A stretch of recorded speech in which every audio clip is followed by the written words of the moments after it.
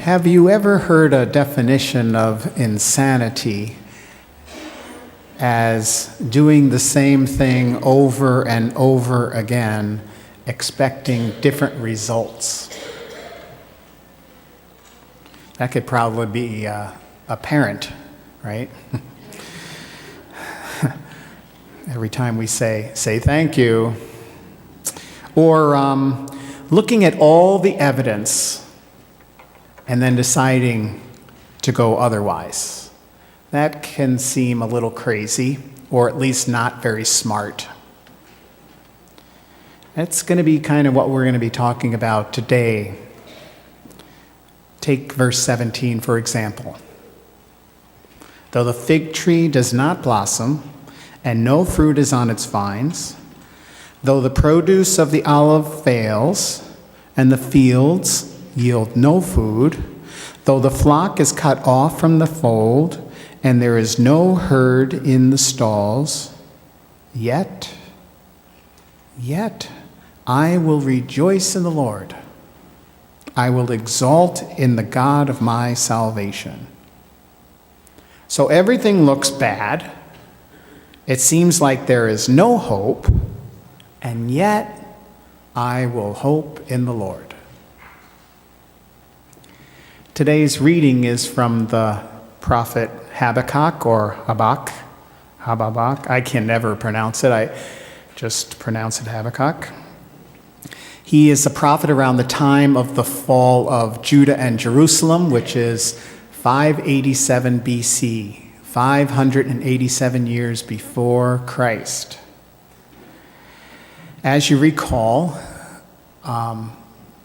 after King Solomon, the United Kingdom, not to be confused with Great Britain, the United Kingdom of Judah and Israel split. Israel to the north, Judah to the south. Israel fell to the Assyrians about 721 BC, so 721 years before Christ. And about 140 years later, Judah, Jerusalem fell to the Babylonians. They went into exile. The powerful and the leaders and the rich were taken off, dragged off from their home country to Babylon. The people of Judah believed that the world was just out of whack. From the outside, they were being attacked by Babylon. From the inside, there was no justice. People weren't following God's law. Some believed that this is the reason that they were being attacked, because of the injustice, because of the sin of Judah, the falling away from God. That's why God was allowing Babylon to attack them.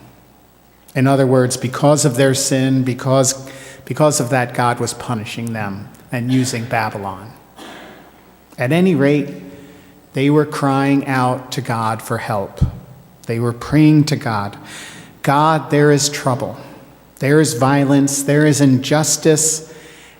And you don't seem to be doing anything about it. People could say that about what's going on in the world today.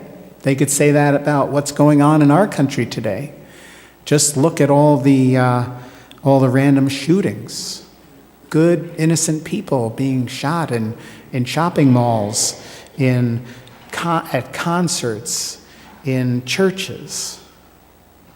We too should, and probably are, praying to God, asking for God's assistance. But what happens when nothing seems to happen? When we ask for God's help and God's help doesn't come? That was the whole problem, maybe the whole reason for the God is dead movement in the 60s and 70s. People were seeing all the bad things happen, all the evil in the world, and they were frustrated that God wasn't doing anything about it. We're supposed to have this God of love, a loving God, and there was this evil in the world, so they figured, well, God must be dead if God's not doing anything about the evil in God's love. Well, Habakkuk has a different answer. But it's probably not one that we like very much. Not in our instant gratification culture. The answer is faith.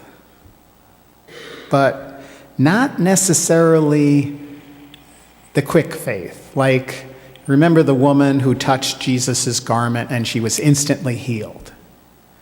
Or the man who Jesus put mud on his eyes, the blind man who Jesus put mud on his eyes and then said, go wash it, and he was able to see. It's a faith of the long view. The faith that's willing to be patient and to wait. We have talked about Abraham and Sarah a lot and the promises that God promised them. Going to make his family a huge nation, is going to bring them to the promised land. Well, Abraham and Sarah never saw the completion of that. As far as a huge family, they only saw one child. It wasn't until generations later and going through slavery that they became a mighty nation. And as far as getting to the promised land, that took generations and generations more until they got to the promised land. But even though it took a long time, and even though they went through terrible, terrible things, Abraham and Sarah were faithful. God was faithful. It's a faith of the long view, a faith in what we can't physically see. Remember, we talked about Joseph and all the things that went on with Joseph, how his brothers sold him into slavery, how he was accused falsely by Potiphar's wife, how he was thrown into prison, and we should be faithful even though the technology doesn't always work, right? He was thrown into prison. He helped out his cellmates, and they forgot about him. Yet, he never gave up the faith, and God was still faithful to him all the way through, and he eventually became second in charge of Egypt. God was faithful in the long view. This reading from Habakkuk is a lament, a pouring out of troubles, yet keeping the faith. Many people find a lot of comfort in laments. It kind of reminds me of the blues. Maybe the blues are just laments put to music. I'm always comforted, and I really don't understand why. I'm comforted by the blues. Even though it's talking about troubles, there's something comforting in that. I'd like to teach you a song that brings me comfort. It's a blues song. It's a song of sorrow, and it's also a song of faith, a faith that doesn't give up, a faith that takes the long view. It's called You Can't Hurry My God. I'll sing it for you, just a little part of it, and then I'll sing a line and you repeat it.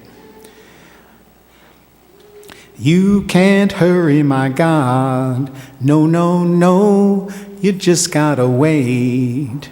You gotta trust him, give him time, no matter how long it takes.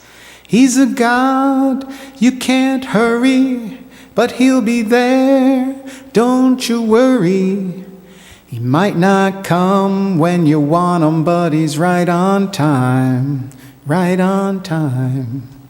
Ready to sing the blues? You can't hurry my God, no, no, no, you just gotta wait. You can't hurry my God, no, no, no, you just gotta wait. You gotta trust him, give him time, no matter how long it takes.